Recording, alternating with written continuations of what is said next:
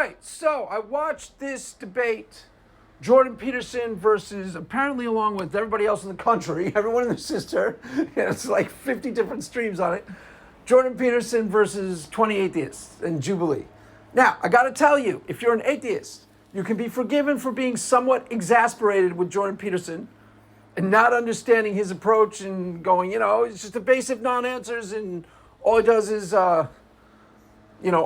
traffic and vagaries. Okay, so let's try and put Jordan Peterson in a context so we understand clearly what exactly transpired. Because there was a lot of talking past each other in this particular event. But that wasn't entirely Jordan Peterson's fault. So let's go back to the beginning. Jordan Peterson, you might not know this. If you are not familiar with Jordan Peterson, you might not understand what you saw. Jordan Peterson hasn't changed. I kid you not. He has not changed. If you're a fan of Jordan Peterson, you might think he really bombed here. He didn't bomb all that much. It's just how it all went down. Wasn't Peterson at his best, for sure. But once upon a time, I was a really big fan of Jordan Peterson, okay? I still am kind of a fan. I watch, every once a month or so, I'll watch Jordan Peterson. And he can be still really good. Sometimes he is borderline profound, I kid you not, with really good insights. And other times he does what was on display here, traffics and vagaries. Okay, really famously so. Depends on what you mean by God. You believe in the resurrection? It depends on what you mean by a resurrection.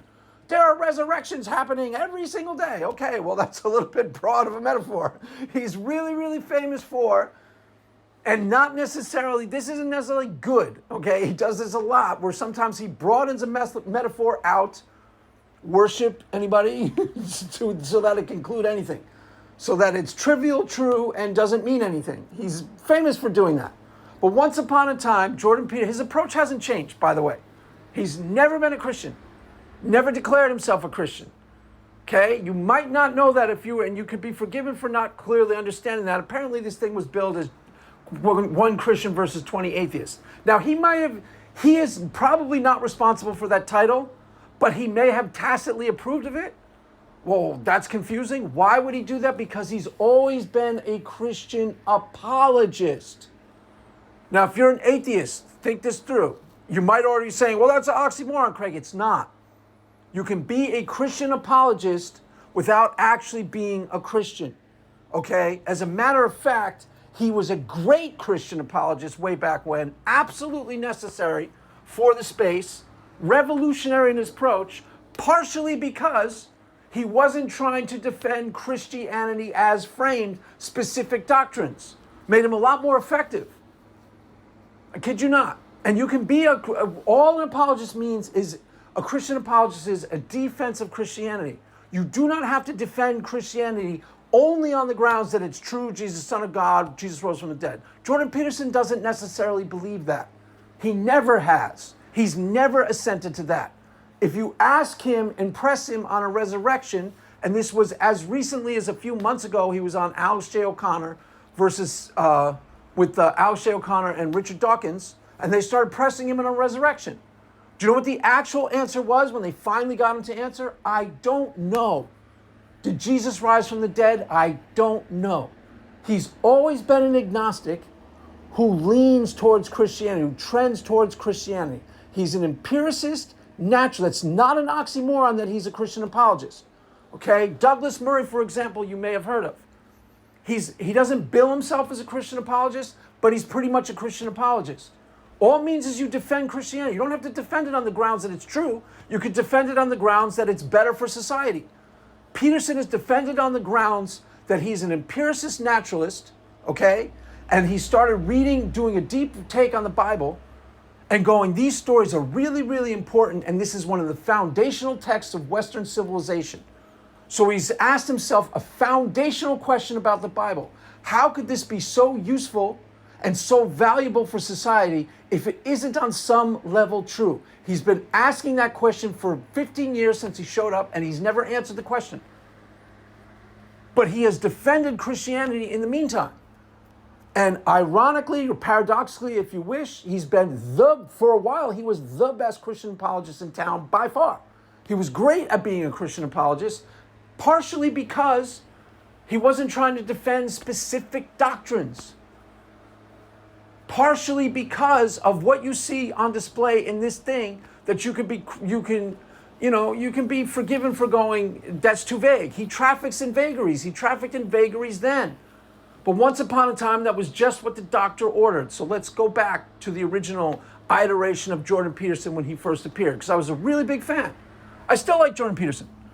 He had faults in this, but he also has observation insights that are really, really potentially provocative and interesting, borderline profound. I kid you not. Even in this, the problem in this is that his vagaries and his not being specific, once upon a time that served a purpose, I don't think it's all that useful anymore. So that's why I'll probably title the video, Is He Still Necessary? Because once upon a time it really served us, and this it didn't help at all. This would have been a lot better served, and Jordan Peterson would have been a lot better display had he been a lot more specific with some of the things he said. But I'll get to that in a minute. Let's go back to the beginning.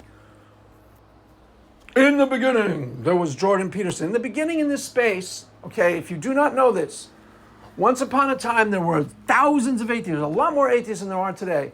And they're, for the most part, all new atheist-inspired, goofy, in-your-face, aggressive, debate me bro clowns. Almost everybody.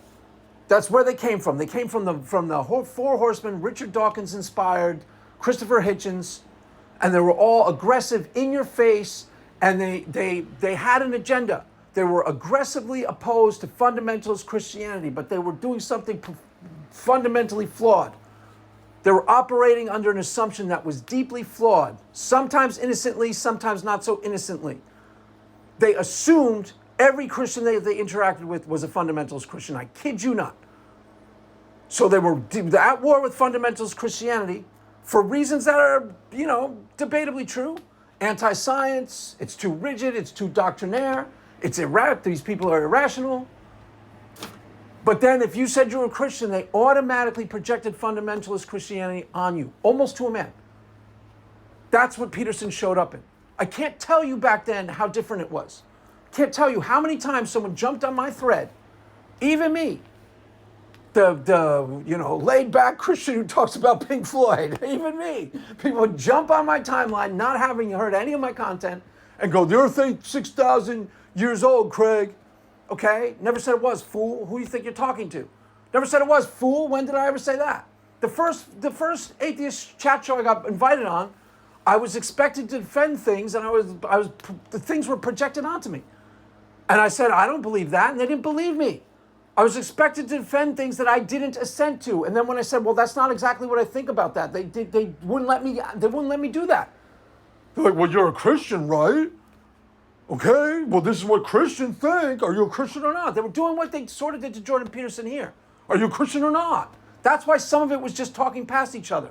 With Jordan Peterson, let's make it perfectly crystal clear. Is he a Christian? No, never has said he's a Christian. He's a Christian apologist. If you don't recognize that they're two different things, think more intelligently. I promise you those are two separate things. For example, I've already said it, but I'll say it again because some of you aren't quite processing this out correctly. Douglas Murray is sometimes a Christian apologist. Guy is an atheist. Why is he a Christian apologist? Because he thinks it's better for society overall. All a Christian apologist means is you defend Christianity. Doesn't necessarily mean you defend the doctrines.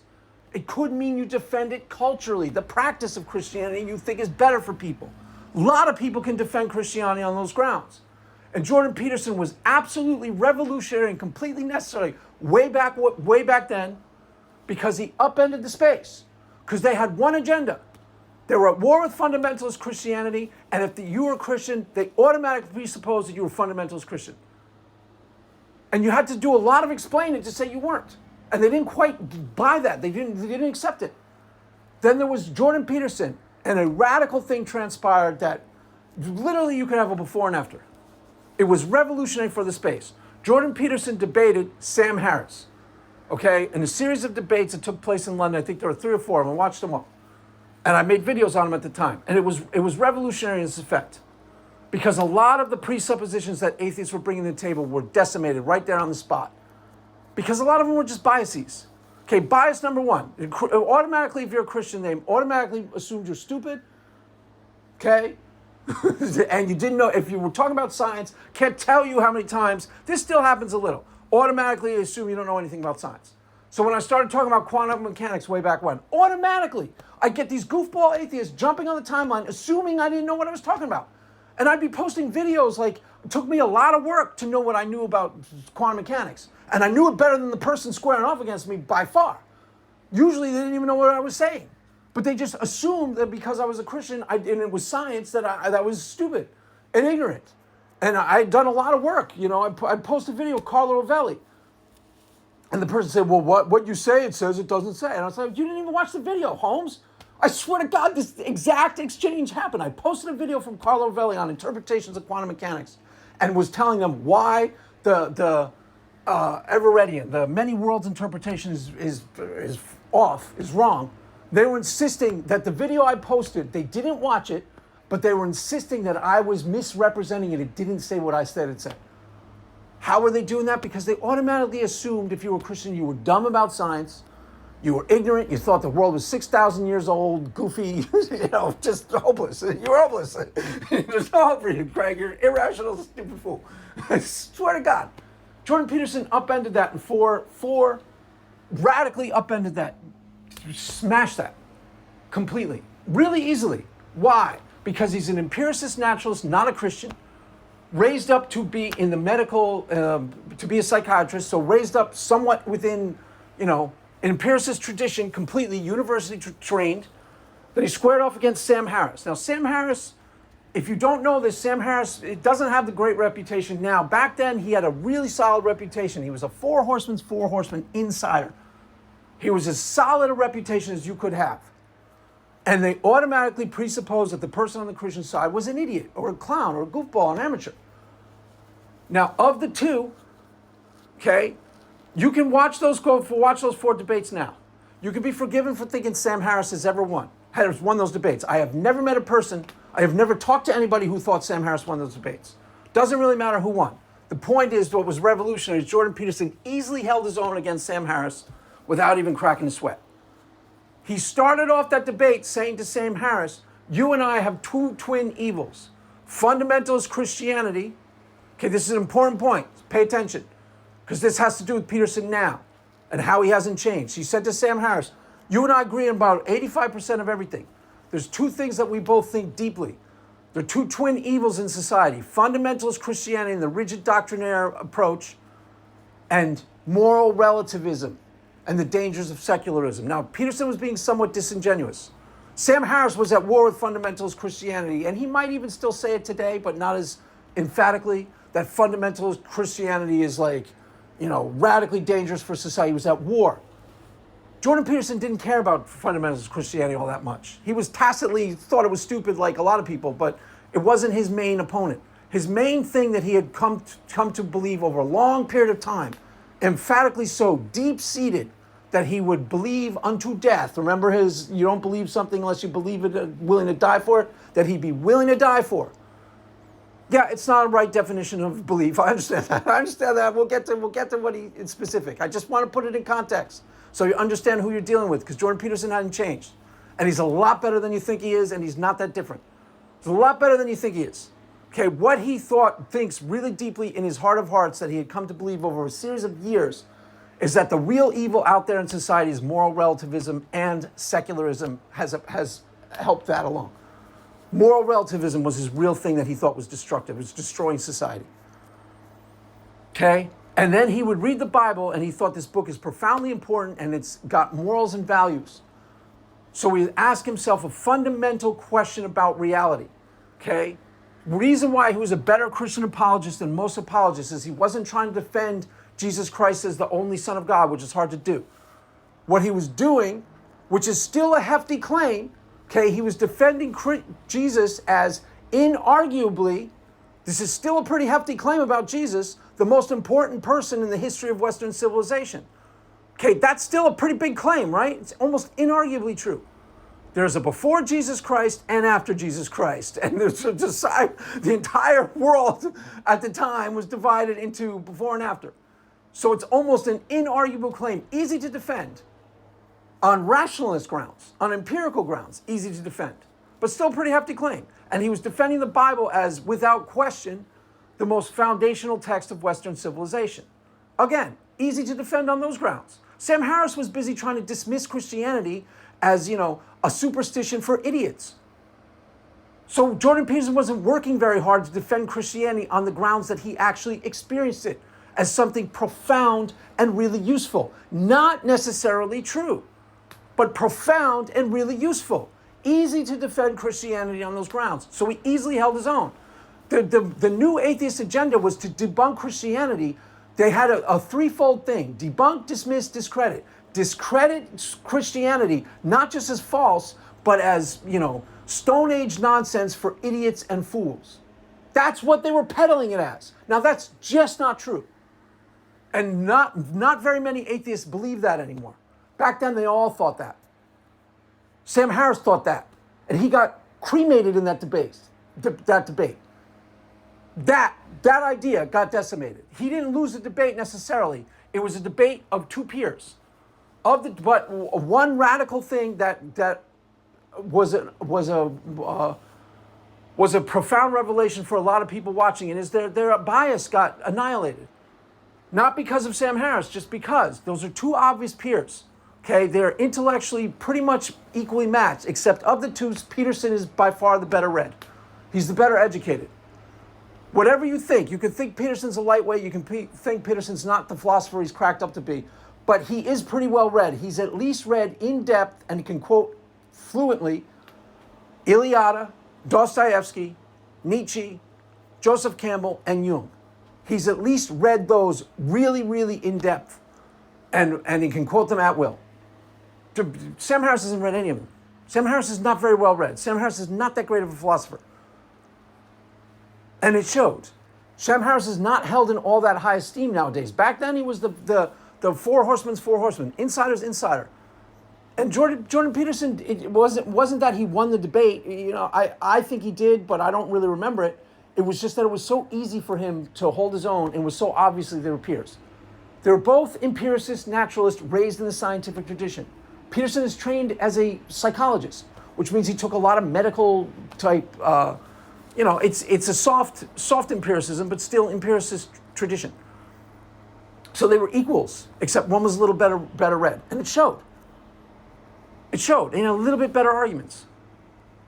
The atheists went into that going, the atheists can be forgiven for thinking that, because that's the only thing you saw back then was atheists squaring off against Christians who were, kind of dumb Noah's Ark Christians. So you could be forgiven for thinking that's how it all went down. That the atheist was the smarter, better critical thinker, and the Christian was going to come up and say really fallacious, dumb things. And that's not what happened. They were peers. And Peterson was making sophisticated insights about the nature of reality and the necessity of religion. Okay? And it was revolutionary. It was revolutionary. If you don't believe me, I can prove it. You go back and watch Peterson's videos at the time he was making Bible videos, and you can go look at the testimonies on those videos. They were being watched by north of 1 million people. And after those debates with Sam Harris, you see, I used to be an atheist, then I saw your debate with Sam Harris, now I'm going back to church. It's all it took. Shattered the stereotype. Shattered people's understanding of what a Christian was. He's not necessary anymore to do that. Why? Because it's not the same. It's not the same. There are still some Christians some atheists out there who, Godless Liz, for example, but they're dopes. And everybody kind of understands, she's dope. She's a dingbat, okay? Understandable. She's still on Twitter probably today going, Christians don't understand anything about science. Dude, girl, you don't know jack diddly squat about quantum mechanics. I promise you. If I started talking to you about quantum mechanics, she'd block me, by the way. Not because you block me immediately. Why? Because you'd be really intimidated, have no idea what I'm talking about. Tell me if I could roll up on you. So what are the consensus interpretations of quantum mechanics? Which ones are the consensus? You wouldn't know what I was talking about. Never mind not be able to answer it in 20 seconds. So the idea that the atheists are these great scientists is ludicrous. Most of them don't know half of what they're talking about. It's ridiculous. There are a couple of smart people in the atheist community. Sure, I always point that out. But the idea that they're like dominate Christians intellectually is so obviously fallacious. It wasn't obvious back then. It took Jordan Peterson to go toe-to-toe with Sam Harris and, have a long debate where he was making the better points. It's not like he smashed him so easily. It's just that the thing that Sam Harris was trying to hold on to is not defensible. Okay, Christianity isn't irrational, superstitious nonsense for idiots. That's what they were trying to peddle back then. It's not. It's not. You can be a really deep thinker or, a really intelligent, reasonable human being and be a Christian at the same time. You can put me toe-to-toe against put me against Aaron Ra. I'm not saying I'm better than Aaron Ra. I'm just saying who's the more rational actor, me and Aaron Ra? Take a wild guess. I promise you, I've never foamed at the mouth about anything online. I've gotten mad like 2 times in the last. Put me against Matt Dillahunty. He's probably a better debater than I am, but 100 times better tempered than he is and more rational. Your guy loses cool 5 times a day. Starts rah, you jackass. I'm much more reasonable and rational than he is.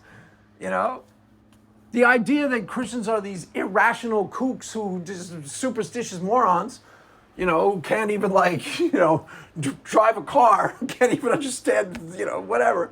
It's just not there anymore. It's there still in some people's minds, but it's so obviously like a bias or prejudice that it doesn't even need to be defended against.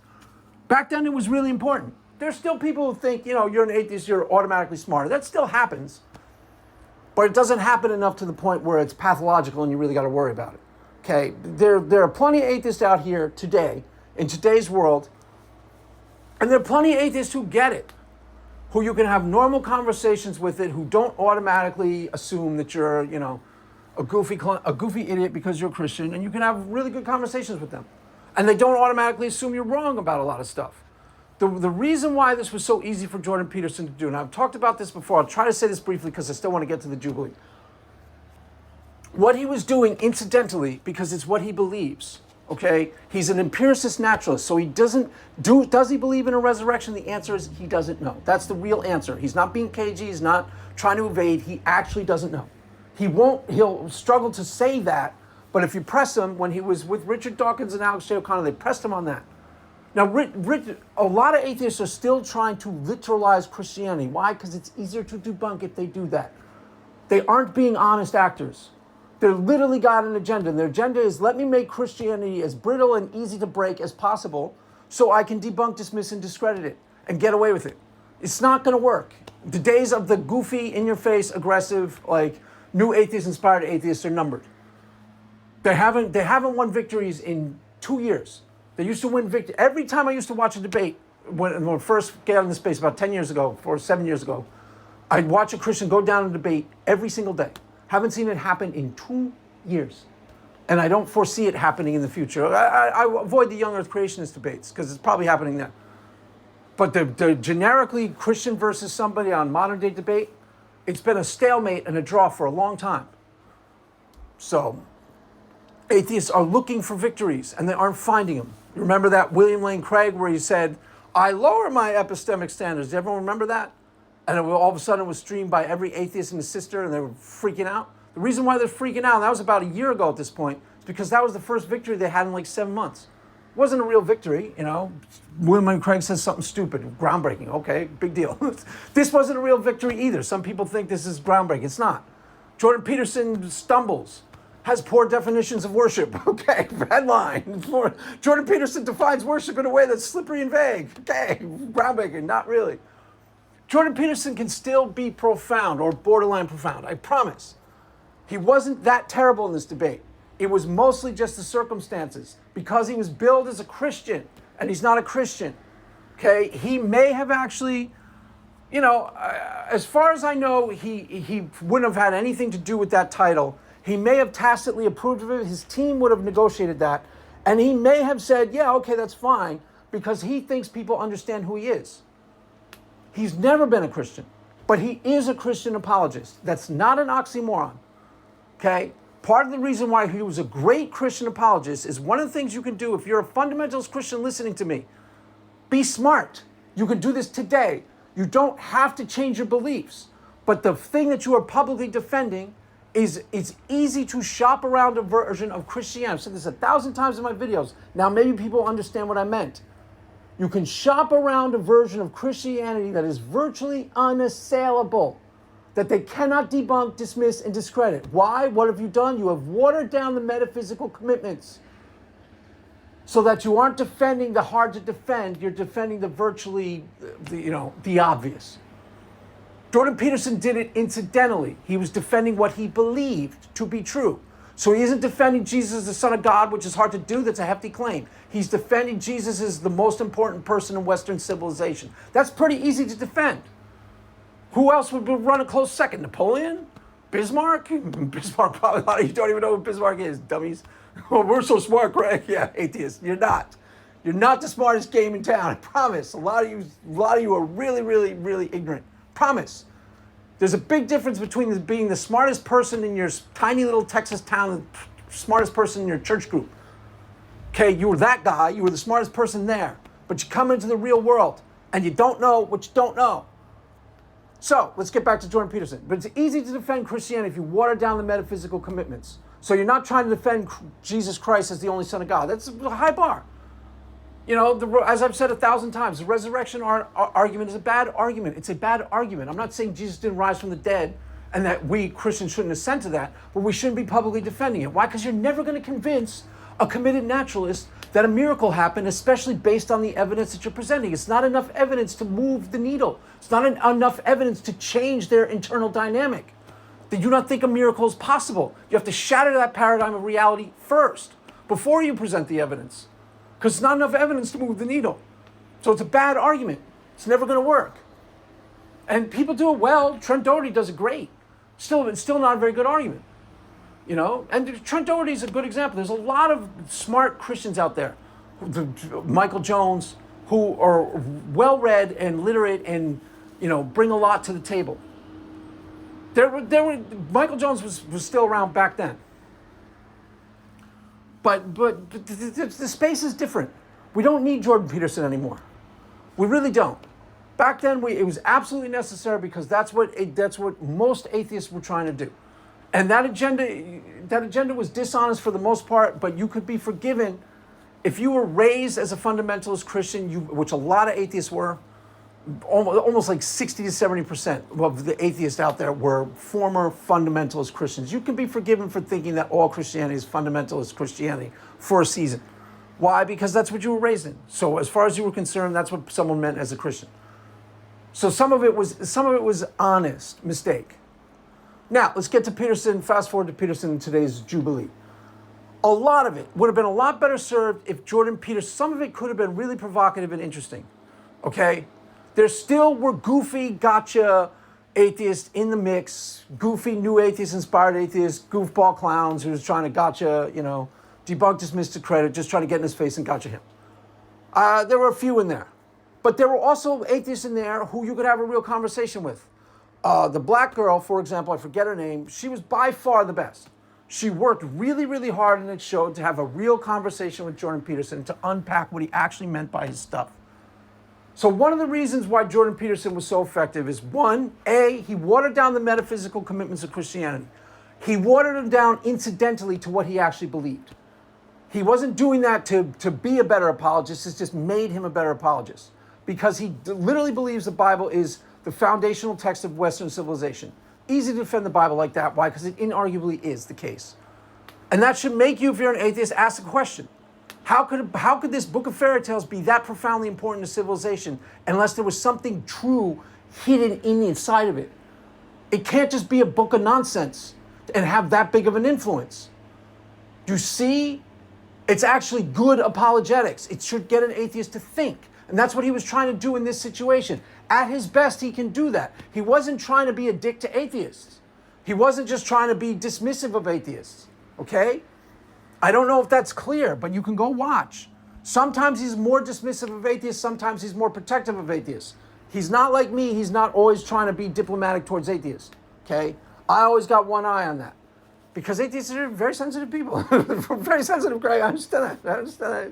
Slow down. Simmer down. We're very sensitive. I understand. Shh. It's all good.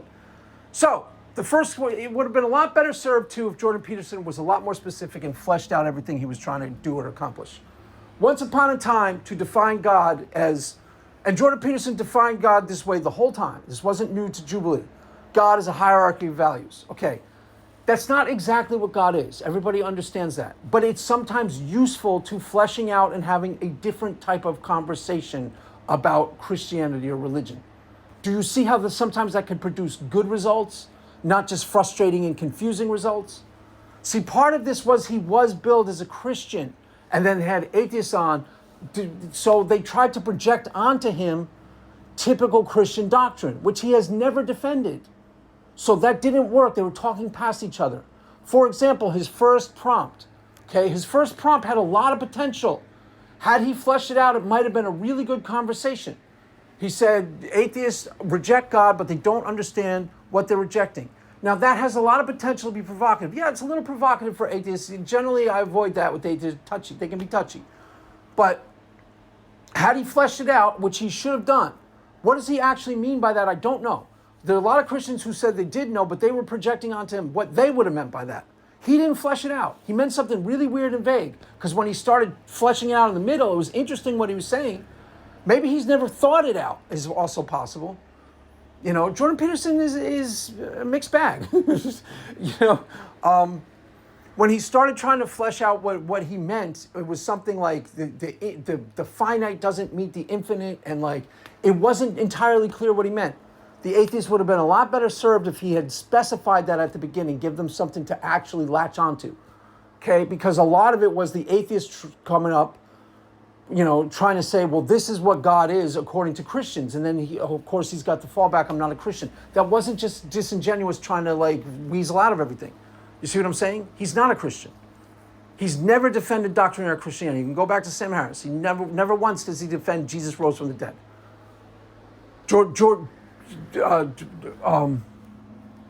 Sam Harris will try to get him to defend doctrines, and he won't. So he's never defended doctrinal Christianity. Never. And ironically or paradoxically, however you want to see it, that has made him a better apologist. Why? Because a lot of the thing in the way was weird ideas that don't belong. You can disagree with me all you want. You can say Craig is wrong, God doesn't exist, he has these religious experiences because he's taking that one drug too many, and that's fine for him. He's still a good guy. He seems like he's a reasonable person, but I don't believe what he believes. That's fine. But you can't project all of this toxic, destructive stuff onto Christianity. That's what they were doing back then. Remember, religion is poison. Religion poisons everything. Religion is a mind virus. I'm a Christian, therefore I'm an irrational bigot. Okay, you can't do any of that. Why? Because it's not true. So all of that, a lot of that's disappeared. And a lot of that had to do with Jordan Peterson. He smashed the first stereotype, the Christian's dumb. The Christian doesn't understand empiricist naturalism. They don't understand science. He was Sam Harris's peer when it comes to understanding empiricist naturalism, understanding, evidence-based conclusions and things like that. A little bit better read than Sam Harris. That's the only difference.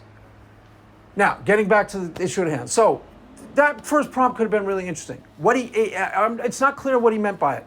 Had he specified what he meant, that could have been an interesting conversation. This is the only thing that can happen between Jordan Peterson and atheists. Okay, he's not trying to gotcha you. And if you're trying to gotcha him, he's very defensive. That's clear, right? When you sit down with him, he tries to get a read on the person across from him. You see him doing that, right? He's sizing up everybody who sits down. Okay, he probably shouldn't do that. This platform didn't serve him all that well, to tell you God's honest truth. But so everyone who sits down in front of him, he tries to do a read on the person. Normally that's a smart thing to do. Here it didn't serve him. Why? Because some of the stuff, who cares? But the second prompt, the person who was the best, let's jump to the person who was best by far was the black girl. I forget her name, but she worked really hard, almost bent over backwards to really unpack what Jordan Peterson meant by some of his things. Some of his things haven't changed. God is a hierarchy of values. He was saying that 15 years. No, that's not exactly what God is. So if you try and get him to say God is omnipotent, omnipresent, okay, that's not what he's never been shopping around God as the omniproperties. Never. Now, the atheists can be forgiven for not knowing that. Okay, one of the weakest conversations was when sometimes the goofball atheist, in-your-face, aggressive atheists need to be put in their place. Why? Because they're still kind of dumb. And they're not dumb people. They just have dumb ideas about religion. So like when the 1 weak moment on the Atheist Squad was when the guy sat down and he brings up some random like Philip, like, I don't know, so do you believe in kimono or something? I don't even know what the name was. Something stupid. He's like, well, you reject kimono and you don't know what kimono is. No, Peterson didn't reject kimono. Dude, you didn't listen. He said, I don't know enough about kimono or kono or whatever your stupid God was. That's what an atheist automatically presupposes, that everybody thinks the way they do. No, we don't. You're trying to literalize everything spiritual and everything religious. Why? Because some you guys have a block when it comes to this stuff. That's not our fault. That's your fault. Jordan Peterson sometimes helps. Why? Because he broadens everything out so that it's not a literal conversation, it's a metaphorical conversation. And sometimes that's exasperating, which means you have definitions that he tries to stretch too far. Okay, so Jordan Peterson at his weakest. That guy kimono, that's a stupid point. You ask me, and I'm 100% honest, do you believe in kimono? I'd have to have more information about kimono. I can't just reject what I don't know what you're talking about. Because if you plug in the omni properties, you could just be talking about generically God, giving it a different name. Jordan Peterson knows that too. So it's a stupid point that the guy thinks is a slam dunk. Why? Because atheists don't think about this stuff. They're just trying to gotcha Christians. A lot of them, not all of them. Okay, like I said, there are people in there who were real, you could have a real conversation with. And there were prompts that were better than other prompts, things that Peterson was getting at. The best thing he got at by far, the best one for me that I thought was good, and they're loaded questions. Okay, that's a given. You're an atheist, I apologize. That's the nature of the game. It is a debate. I believe something that you don't believe. So there is something at issue here. We're not just all touchy-feely, let's be friends and, get gay. Sorry, it's not just that. There's got to be some back and forth with some real meat on the bones, okay? There is a profound disagreement here, a chasm in the worldview. That doesn't mean we can't have cool conversations and you can't be good people and we can't have a good time. But at heart, there is something being contended for, okay? So that's real, that's legitimate. And sometimes that is served by Peterson's vagaries. If you try to gotcha him, he's going to evade you. He's going to be great at it. It's going to be exasperating as all get out, but you aren't going to even be able to process what he's talking about because he's going to evade. Okay? But it's not complete. We don't need him to do that anymore. Why? Because there's no big dogs in their fight. There's no big guns on their side. It's all been silenced. We can have a real conversation now and really get places. If that means you come to believe in God, great. If it comes to mean you just come to respect me, that I'm, a normal human being who's got different ideas about life, but you respect that, great. Defense of Christianity, I can defend it just on those grounds. Craig is worthy of respect. He's sharp. He understands the world. I don't agree with him that God exists. Okay, fair enough. We can be friends on those grounds, easily.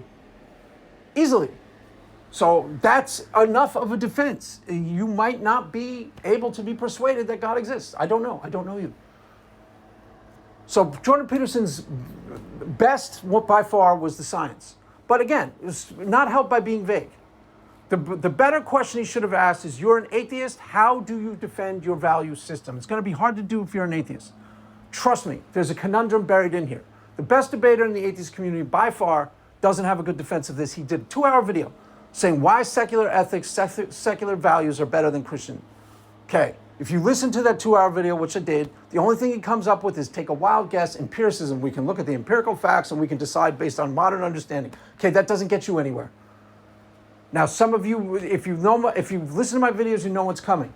You cannot derive an ought from an is. That is a conundrum forever, and it's insoluble.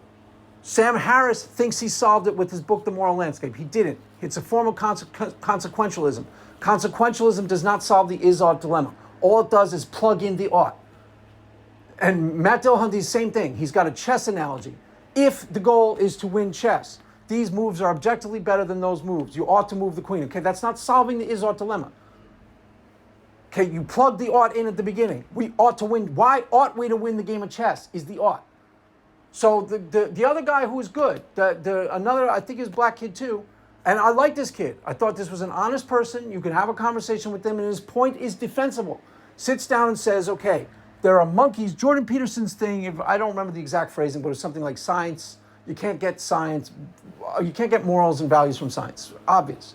So this guy sits down and starts saying monkeys display altruistic behavior. Okay, this is why he should have switched it to the is-ought dilemma.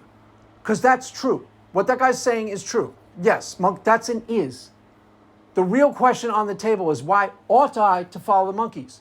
The real question on the table with Matt Dillahunty's weak chess analogy isn't how ought I to win chess. You know, what are the objectively better moves? Everybody understands that there are objectively better moves that are going to win you the chess game. Why ought I? He says well-being. That's his thing. His well-being, like that's a slam dunk. It's not a slam dunk. That's plugging in the ought. That's sidestepping the is-ought dilemma. So this guy says monkeys display altruistic behavior. Okay, great. I'm sure that's true. Why ought I to follow the monkeys? It's not, do they do this and yes, it mimics morality? Yeah, it looks like they're doing moral stuff. Yeah, they're helping the sick and feeding the poor. They're good Christian monkeys. They're helping out the weaker monkeys. Great, they're really nice monkeys. So I asked Jordan Peterson about his monkeys apparently do genocide. I swear to God, Peterson's got this thing where monkeys like kill each other and they'll do genocides or something like that.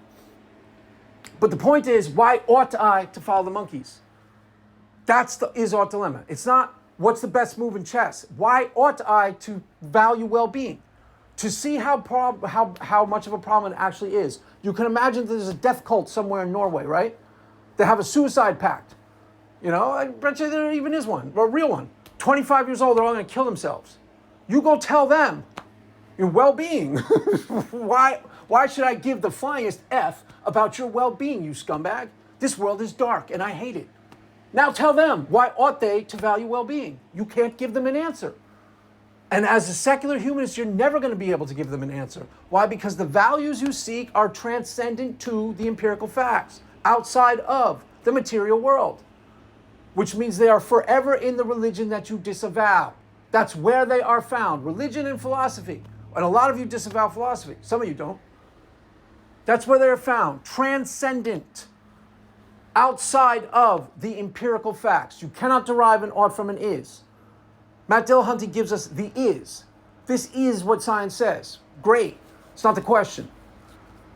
The dude debating Jordan Peterson said, this is what monkeys do, and it looks like they're being moral. That's great. That's not the question. Why ought I to follow the monkeys? It's going to be literally almost impossible for an atheist to answer. I promise. If you're an atheist, I promise. And it should point you towards questions a la Jordan Peterson. Wait, if I can't answer a question about values based on secular humanism, based on any understanding of the secular world, because secular, the definition, a working definition is secular, a rejection of the thing transcendent. That's generally speaking what secular people do. Values, transcendent, outside of the empirical facts. You see the conundrum? It's always going to be a conundrum. And it should point you to a Peterson-esque sort of, the Bible is really important. Jesus was an important person. Maybe. Why nobody rises from the dead. Okay, so that could have been a lot better served. We don't really need Jordan Peterson, to tell you the truth. Now, let's get to the atheist, the weakest. We'll get to the atheist weakest, and then Jordan Peterson, the absolute worst. Okay, atheist weakest, Danny looking right at you. Hi, Danny. I nailed it, Craig. I went viral. You went viral for all the wrong reasons, dude. Now, if you're a Christian, you saw Danny act like that, you can be forgiven for thinking Andy's just a gotcha bro, debate me bro, atheist, clown, immature clown. Because that's how it comes across in this. He's not. I actually know Danny. He's been on my channel. I invited him on my channel because he is not that type of kid. And I've seen him in debating since. I've seen him talking about it since. He was on Pine Creek's Doug this couple mornings ago. It was the same kid. I thought maybe Danny had changed. Same kid. Danny's pretty normal. He's a good kid. He's not a in-your-face atheist just trying to score fake points for atheists. He's not like that. So why did he do it here? I don't know. Either he was trying to go viral or maybe got exasperated with Peterson. I'm not sure. But it didn't serve. The point isn't to make to be the playground bully and then come and be like more aggressive and more obnoxious. That's not the point. If you think it was served, it wasn't. You have a point, okay? If your point was his definition of worship, it was 3 criteria. What is it, like attend to, sacrifice for, and I forget what the third one was. Okay, first of all, it was muddied by the fact that you chose Mary. Why? Because Christians, some Catholics do worship Mary, Danny. So it looked like you were trying to make a theological argument. It's very confusing. If I've heard you in the sense describe it as a reductio ad absurdum, where you're trying to point out that the definition is inadequate. Okay, that's completely correct. The definition is inadequate, so you could have done it really simply and probably still gone viral, but not make a jerk out of yourself, act like a douche in the meantime. You insulted Peterson. Now, one caveat, it looked worse than it was. I heard him also talk about, he goes to Jordan Peterson, you're quite nothing. He was saying, you're quite nothing. You're not a Christian. You're not a this. It seems like he's going, you're quite nothing. You're just nobody. It seems more obnoxious than it actually was. So I'll give that to Danny. It wasn't as douchey as it came across. You can be forgiven for thinking he's a total, just being an obnoxious little punk, because that's how it comes across. Jordan Peterson is still, he's to be respected, Danny. It wasn't cool. It's really not cool. And you're a smart kid. You're good. You could have gone viral for all good reasons. You're gonna go viral and you're gonna go on shows and stuff, but it didn't serve you, honestly. I hear you on these other. You get some person, you hear him talk, and you're gonna like him. He's a good kid. He is. He's smart. He knows. And it really bothered me, but I've seen him explain it since. And so he was trying to say. So here's how you should have done it. Okay, Danny, you listening? Pay attention. This is how you should have done it. Shouldn't have used merit. Just use a mundane example. Surfing. My friend attends to surfing. Yeah. Okay. He cares about surfing. Waxes his board. Sacrifices for surfing. Gets up 5 o'clock on a Saturday morning. Didn't go out last night, so he's prioritizes surfing. Like I said, he wakes up 5 o'clock on a Saturday morning, looks at the waves, so he goes and does surfing. Does he worship surfing? No. Okay. Ergo, no, he does not. Ergo, the definition of worship is inadequate. Okay, fair enough. It's not that great of a definition. Like a lot of Peterson isms, he tries to broaden the metaphor to the point where it's virtually useless. He does that a lot. Broadens the metaphor to the point where it's completely meaningless. It can be applied to anything. Sometimes that serves a purpose, especially if someone's trying to literalize everything. Go watch his conversation with Richard Dawkins, because you'll see the opposite thing happen. Richard Dawkins and Alex J. O'Connor, because you'll see the opposite thing happens. Richard Dawkins literally goes to him, do you really think Cain and Abel literally existed? That's not the point, dude. So Peterson misses the point on the worship, gives a slippery definition of worship. Richard Dawkins misses the point on the Bible. That's not the point. He's telling you it's an interesting story that's profound, and that's why he thinks it has revelatory value. That's why he thinks it may be supernatural. Why? Because he thinks the story is too profound, with as little is written. And Richard Dawkins starts going, do you really think these two literally existed?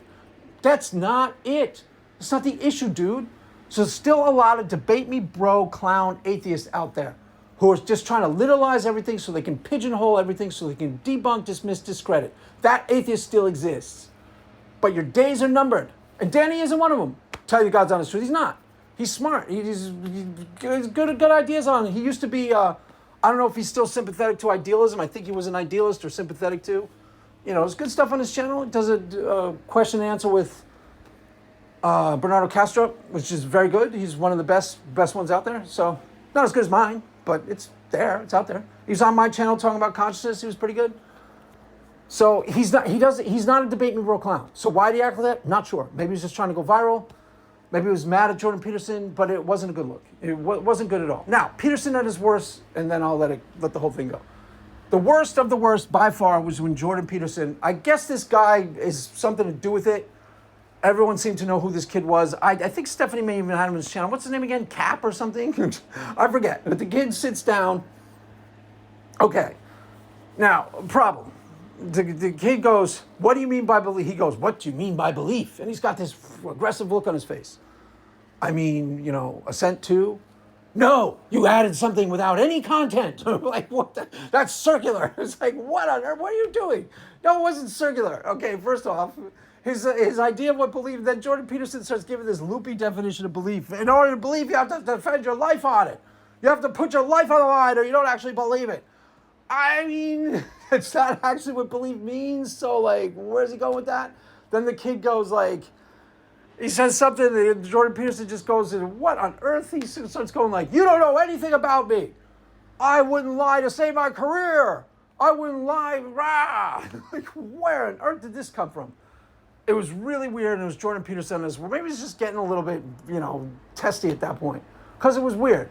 And his idea about belief, he's said this in the past, and it's somewhat useful with the religious context, so it's not as out there and stupid as it sounds. Obviously, belief is just assent to, or believe. You believe it to be the case, whatever. It's hard to define without being a little circular. But whatever. Everyone knows what belief actually is. The kid was basically right about what belief is. Okay? Jordan Peterson means his version of belief has to do with religious context. In other words, I've heard him talk about this in the past, and it's a better point than it sounds like, than it sounded like here. It came out really terrible here. But the point is, you don't actually believe in Christianity unless it changes you to some degree. Unless you're willing to act on it. Die for it, yeah, stretching it still. But a lot of people say they assent to Christianity, but it doesn't make you can't see their fruits. Even the Bible says you shall know them by their fruits. Do they really believe in Christianity? Well, the Bible says, they say, Lord, Lord, and they don't do what I said. So a lot of you who weren't getting anything out of Christianity is because you didn't really believe it. You believe it. I actually believe Jesus is God, and I obey him to the best of my ability. I swear to God that's true. I'm a more obedient Christian than almost anybody I've ever encountered. And that doesn't mean I'm all that good. I'm not bragging about myself. Why? Because I'm still really bad. Still really, really do my own thing a lot. My own thing is whatever. It's not harmless. It's goofy, stupid stuff, but whatever. So you don't actually believe Christianity unless you're willing to sacrifice for. So he was kind of getting somewhere with all this stuff. You see how it kind of feeds into his worship? It could have been so good. What he needed to do was spell it all out much more specifically, because it could have been a good conversation. It really could have, because it's still the same Jordan Peterson, but it didn't work in this context. Why? Because it was too vague and slippery, and every atheist had a problem with. They had to flesh out his definitions when they first sat down. And then they tried to project onto him definitions that he doesn't hold. So it was people talking past each other almost the entire time. Now, then this guy does Peterson at his worst. I guess he sizes people up too. So he probably thought the kid was a gotcha bro clown, a debate me bro clown, just trying to gotcha him. Which could be the case, it's hard to say. But the kid gives him the classic conundrum. You got Jews in the basement. The Nazi soldier knocks on the door. Okay, that's a classic conundrum. And actually, it's a perfectly valid debunking of the, what's the Kant, oh God, I don't even remember what it's called right now. The Kant version of morality is it's true in all cases or it isn't actually true. So it perfectly debunks Kant's moral imperative or moral, I forget what Kant calls it. The name escapes me. But a specific word. And this perfectly debunks that. Because obviously there's only one answer. And for Peterson to duck the answer was ludicrous. Okay, everyone knows the conundrum. Everyone knows there's only one answer. Unless you're an anti-Semite. Yeah, the Jews are in the basement. Get them out of here. I'm so sick of these guys. They're praying all the time. Get them out. Or you're greedy. Are there Jews in this house? What's it worth to you? 15,000 Deutschmarks. 15,000 Deutschmarks, you say. Wow, what a coincidence. Yeah, there's some in the basement. Right down in the basement. Go get them. Sorry, guys. Money talks. Jews walk. Jews walk to the concentration camp because I just got paid. So you only have one answer. There's only one moral answer. And it's the categorical imperative. That's what it is, right? I'm pretty sure that's it. Look it up. Categorical imperative. Categorical imperative, if I remember correctly, is it's not moral unless it's moral in every situation under the sun. So this debunks that. Because it is more moral to lie, right? There's only one answer. It is more moral to lie and protect the Jews in the basement than to tell the truth and have them be sent to the concentration camp, right? I mean, who's the douchebag who goes, well, I can't tell a lie. Are there Jews in this house? Are there Jews in this house? I cannot tell a lie. They're in the basement. That guy's an evil douchebag. There's only one right answer. And for Peterson to duck it was ridiculous. Yeah, the guy might have been playing gotcha. I don't know where he was trying to steer him. Or maybe it was a precursor. I'm not exactly sure why he was bringing it up. But you got to trust the audience. If he's doing something in bad faith and he's being a goofball, gotcha, debate me bro clown, gotcha guy, the audience can see that. You got to trust the audience. You got to answer the conundrum honestly. Why? Because that's how debates work. If I'm trying to make a point and I go 2 + 2 = 4, right? And the atheist goes, well, it depends on what you mean by 2. You can't do it. You can't have a debate if someone's going to be that slippery. Why? Because part of building a case is you get somebody to assent to this, then you assent to that.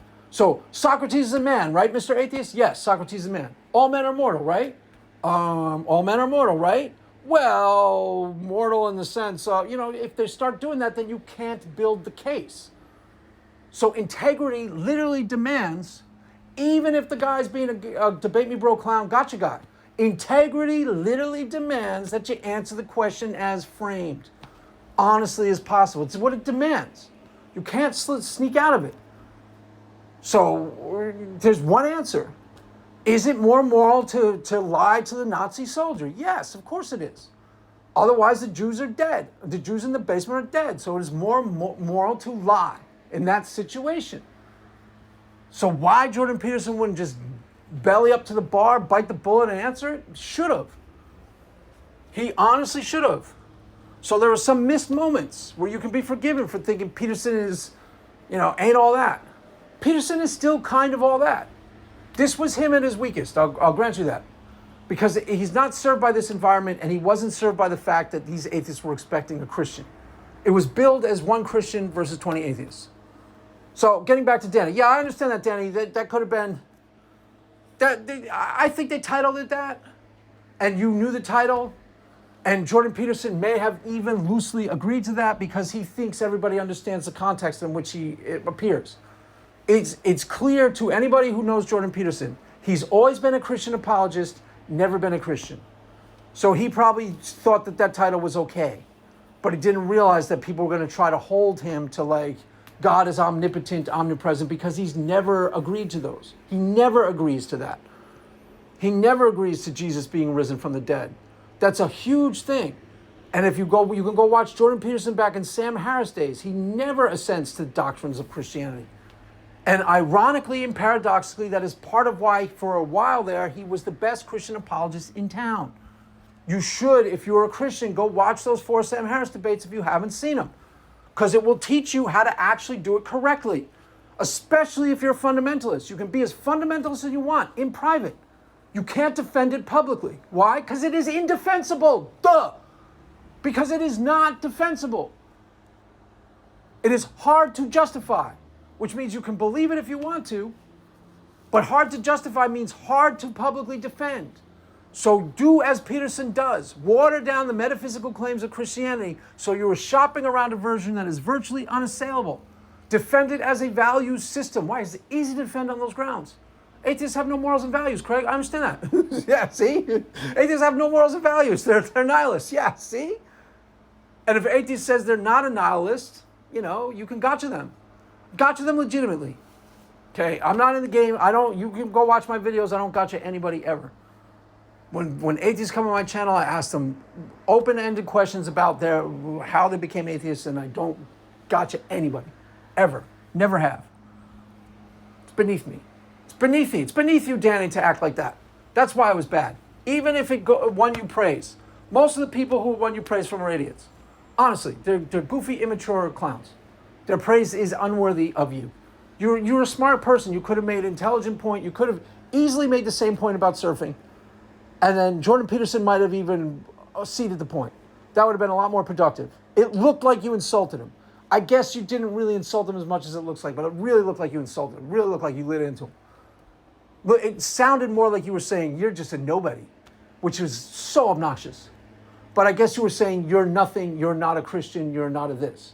Okay, that's a little less obnoxious. Still pretty obnoxious, but it's not as bad. It literally played like you were going, and you're just nobody.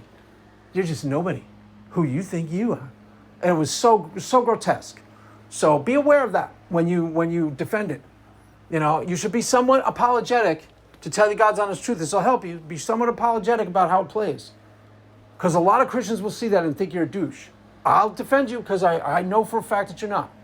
He's good. If you listen to Rebecca, Bread of Life Rebecca, she said, not Danny, okay, Danny's a douche who goes off to Jordan Peterson and insulted him, stupid little punk. Okay, she said that Danny and her are really good friends. I don't know if that's still true, but that's what she said. She's a Christian, good standing. She said Danny and her are really good friends, and Danny defended her on something. So he's not a just in-your-face, debate me bro, atheist clown. He's really not. I didn't have anybody on my channel like that. Sometimes I showed up, but I never invited anyone on my channel like that. Danny, I invited on my channel. Okay, he's smart. I thought he was smart. Good. He's good at philosophy. Some of the stuff, he has better ideas than most atheists. I don't know if it's still the same, but he used to be sympathetic to idealism, which was good for an atheist. It's puts him way ahead of the curve as far as I'm concerned. And then he had other things that I liked. I think he's not a materialist. I forget if he is now. I don't remember. But anyways. So there you have it, kids. Once upon a time, Jordan Peterson was revolutionary in his effect and absolutely necessary to the space. The space has since changed. It is not necessary. There are atheists out there who you can have a really good conversation with that are not all debate me world clowns. I promise. I promise. There are atheists out there. If you're a Christian, this is apologetics. Step 1, establish rapport. What is step 2? There is no step 2. Step 1, establish rapport. Step 2, there is no step 2. People do not come to believe in something because they hear arguments. They come to believe in something because they identify with you. Jordan Peterson converted a whole bunch of atheists because they were empiricist naturalists and they weren't sure they could believe in a resurrection. Then they see an empiricist naturalist who isn't sure he believes in the resurrection easily hold his own against Sam Harris. Revolutionary. Must have blown their mind from here to tomorrow. And he's sympathetic to church and he's sympathetic to Christianity and he says Christianity is valuable. He didn't say Christianity is true. He said Christianity is really valuable. Okay, an atheist can go to church under those terms. Christianity really valuable. You can convince an atheist that Christianity is valuable quicker than you convince them it's true. Then they can go to church under those terms. Okay, Philip Goff went to church for a year. Now he's ostensibly a Christian. Again, a weird one. A weird, vague Christian Craig. Yeah, I understand. I understand that. It's not a doctrinaire Christian Craig. Okay. Got to walk before you can run. You know? Before you become Craig Reed, hero of the faith, you know, Lion of Judah. That's basically how I'm known around here. Lion of Judah, hero of the faith. Before you become Craig Reed, hero of Christianity, you know, you become in between mealy mouth, wussy Christian, Jordan Peterson. Depends on what you mean by God. It depends on what you mean by a resurrection. You know, in between. So, there you have it.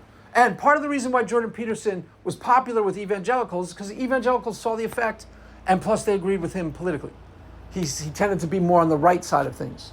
Because there are other people who have similar views to Jordan Peterson. Rob Bell, for example, who you may have heard of. Okay, he's just a wussy Christian.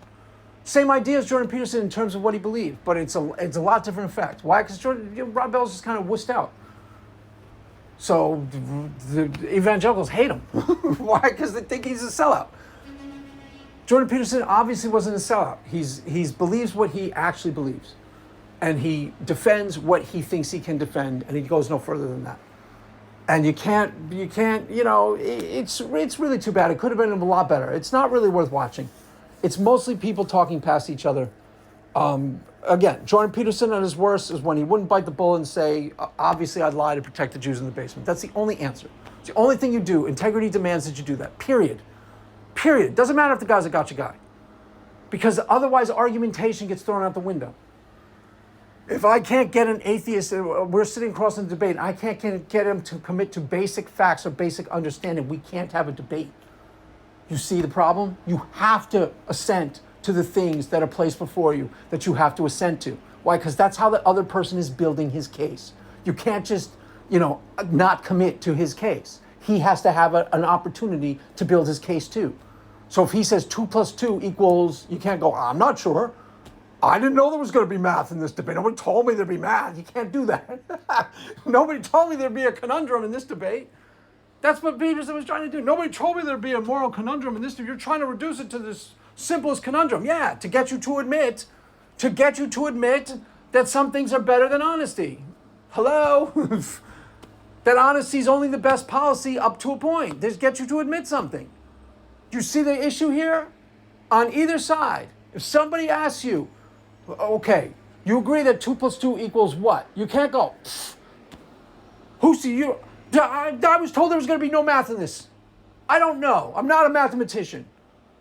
When people try to weasel out in ways that are that obvious, it doesn't help anybody. You can't do it. You have to bite the bullet. You know, you shouldn't weasel out at all, but you can't weasel out that much. It's ridiculous. The conundrum is placed before you. You have to assent to it. You have to say what's the truth. Period.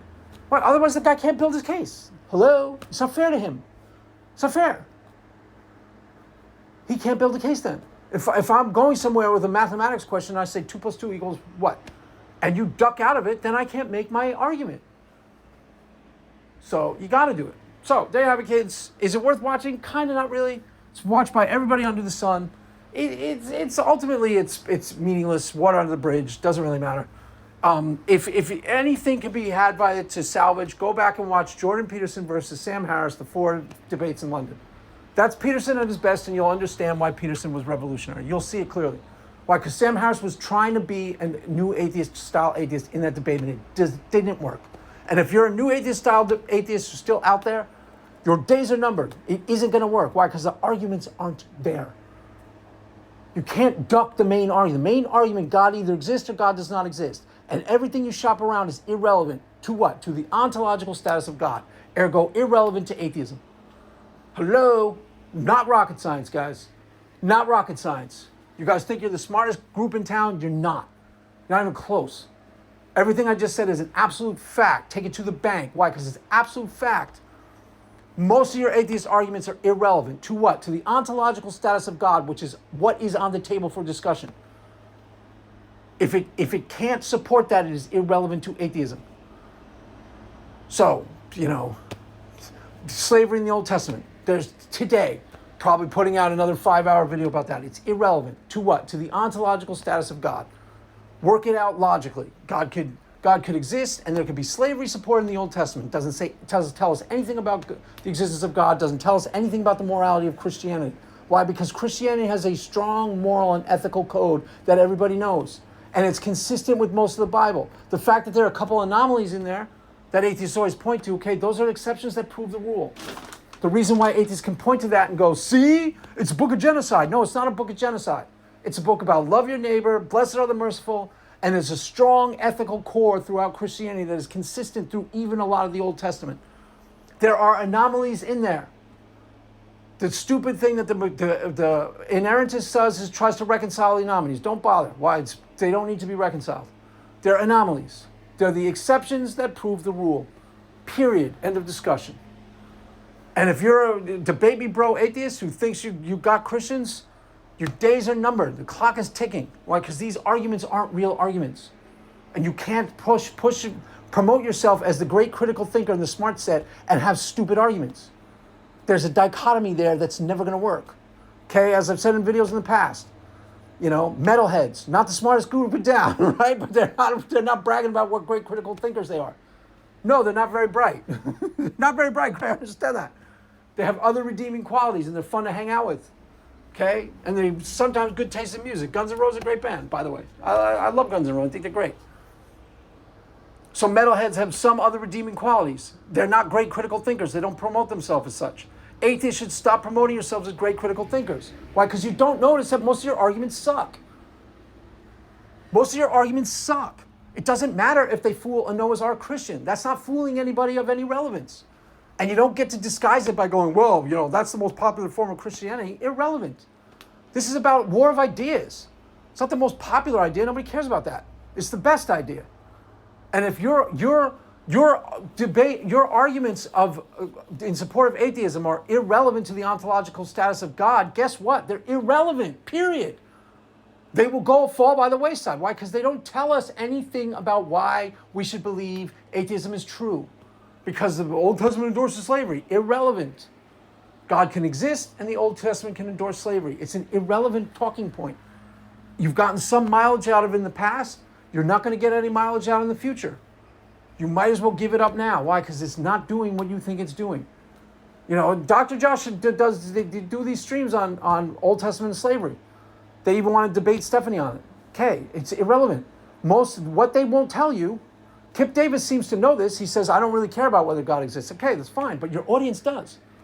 And they think that this is support and somehow justification for atheism. It is on you to some degree to clarify that for them. Say, by the way, this is just an academic exercise. This isn't an argument, this does not in any way, shape, or form justify atheism. Why? Because it is irrelevant to the ontological status of God. Dr. Josh Kip Davis, if you hear this, you should point that out to your audience. I mean, you don't have to. But your audience is there because they're atheists, a big chunk of them. And they don't get it. Why? Because they're dense. Because they can't put two and two together correctly.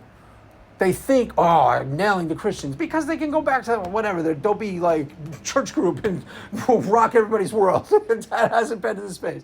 I don't know. That's probably why they go back to some place where nobody knows any better. So, it'll probably continue on for a little while, but eventually that argument's going to fall by the wayside. Why? It's not relevant. It's not relevant. Nobody cares. Okay, Old Testament, let's just see the point. Okay, fine. Old Testament endorsed slavery. Let's just say that it does. So what? So what? And then watch them try to explain why that's relevant. It's not. It's not relevant to the moral core of Christianity either. Why? Because it's an anomaly. Okay, slavery's immoral, and it's in the Bible. Okay, so if I were trying to argue that the Bible's inerrant, it'd be relevant. It's a good argument against inerrancy, sure. It's not an argument against Christianity. It's not an argument against the morality of Jesus Christ. It's not an argument against the ethics of Christianity. So, there you have it, kids. And Jordan Peterson, getting back to Jordan Peterson, wrap it up. Is it worth watching? No, not really. It's Jordan Peterson kind of at his worst. It's not as bad as it seems. A lot of it is just talking past each other. Because Jordan Peterson has these vague definitions that he's shopped around over the years. And most of the people who interact with Jordan Peterson know that. So they don't waste time trying to flesh them out and hold them to other things. A lot of talking past each other. Almost the entirety of it is talking past each other. Just Jordan Peterson at his best. The black girl was the best. That was Jordan Peterson at his best. And Jordan Peterson at his worst when he wouldn't answer the conundrum. You got to answer the conundrum. Period. Because your interlocutor, your opponent is going somewhere with that. You can't just deny him. He's going somewhere. He's trying to get somewhere. Yeah, maybe he's just being a gotcha clown. Maybe he's just being a goofball, but you've got to trust the audience at that point. If he asks you a direct question that there's only one answer to, then you answer the direct question. It's that simple. Because otherwise you're not playing fair in the debate. He may be going somewhere legit. You have to give him that opportunity. If he's just trying to, to lead you into a cul-de-sac and gotcha you and pigeonhole you and make you look like an idiot, you got to trust that the audience will see that. It's that simple. So, there you have it, kids. You can go check it out if you want to. God knows everybody else did. It's been watched by billions of people. Everyone commented on it. So, there you have it. That's all for now. Mass has ended. Go in peace. Amen.